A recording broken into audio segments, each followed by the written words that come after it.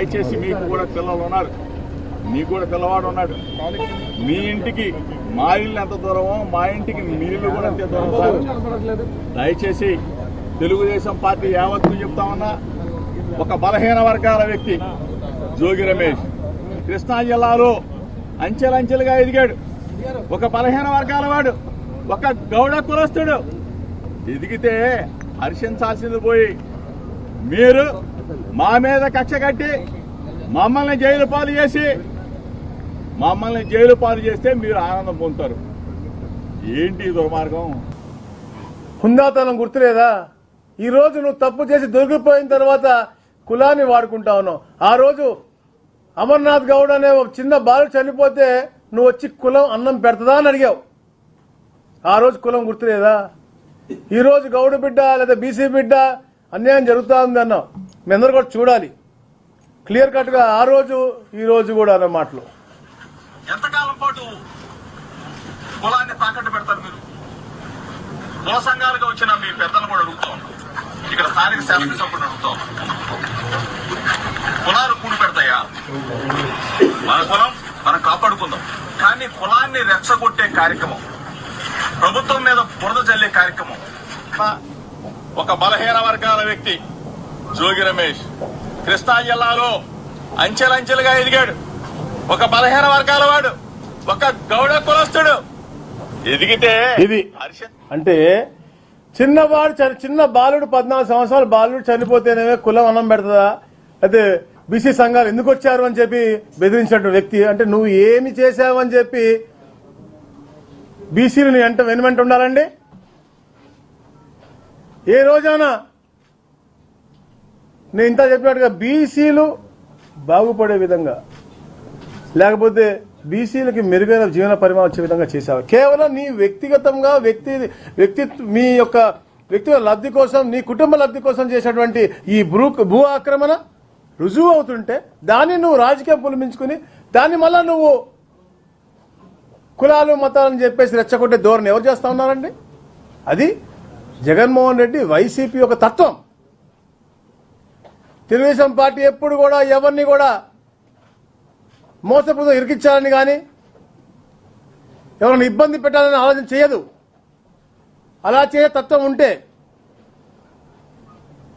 ఈ రోజున మీ 175 మంది ఎవరైతే గతంలో ఇన్ఛార్జ్గా ఉన్నారో, ఇప్పుడు ఎమ్మెల్యేలుగా ఉన్నా, ప్రతి ఒక్కరు కూడా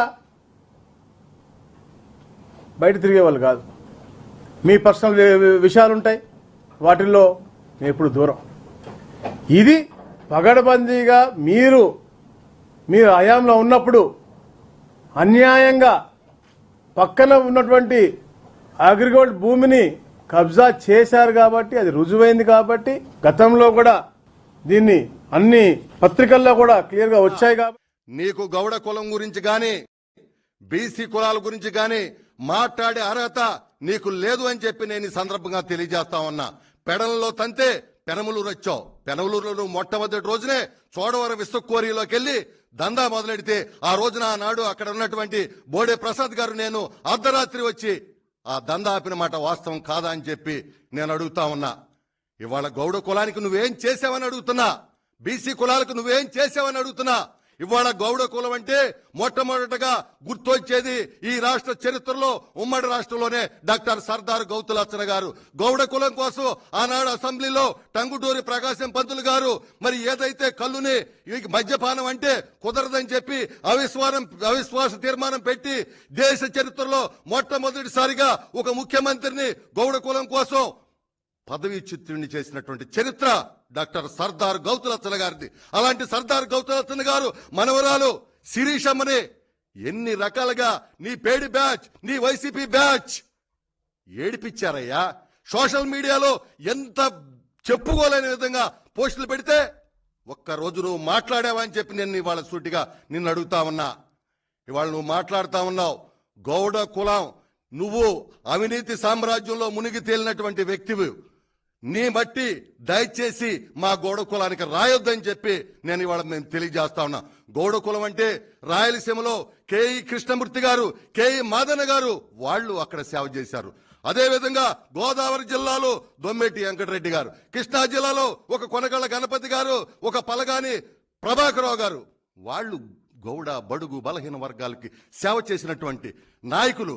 ఇవాళ నువ్వు ఆ కులం పేరు చెప్పుకుని ఆ కులాన్ని బస్టు పట్టించొద్దని దయచేసి మీ ద్వారా తెలియజేస్తాం. రేపల్లెలో ఒక చిన్న బాబు అమర్నాథ్ గౌడ్ తన సిస్టర్ని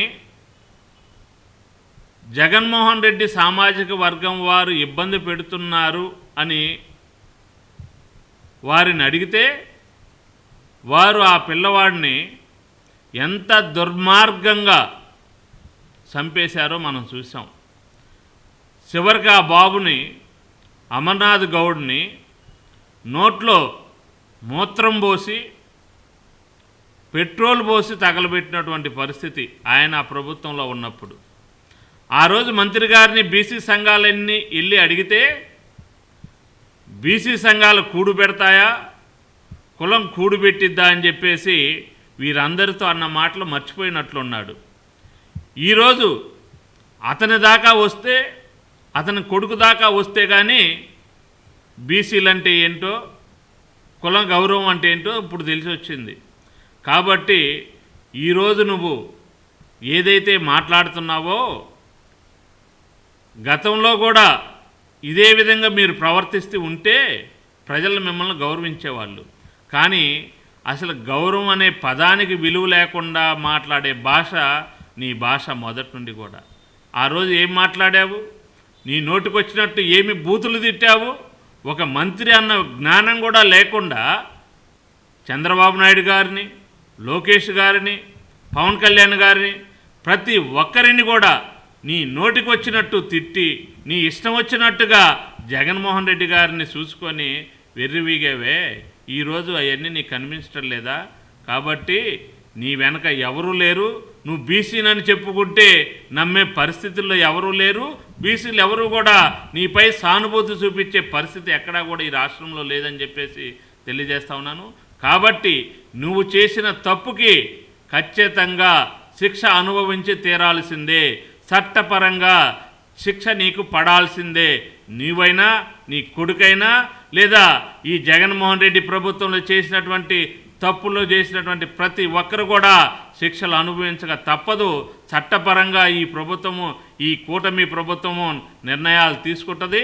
దాని ప్రకారం మీరు అందరూ కూడా బాధ్యులు అవ్వాల్సిన పరిస్థితి ఉందని కూడా తెలియజేస్తా ఉన్నాను. ఈ వీడియో నచ్చితే లైక్ చేయండి. అలాగే మా ఛానల్ ని ఫస్ట్ టైం కనుక చూస్తున్నట్టయితే ఇప్పుడే సబ్స్క్రైబ్ చేసుకుని పక్కనే ఉన్న గంట సింబల్ ని యాక్టివేట్ చేసుకోండి. అప్పుడే మేము పెట్టే ప్రతి వీడియో మీకు నోటిఫికేషన్ గా వస్తుంది. అలాగే ఈ వీడియో పూర్తిగా చూసినందుకు ధన్యవాదాలు.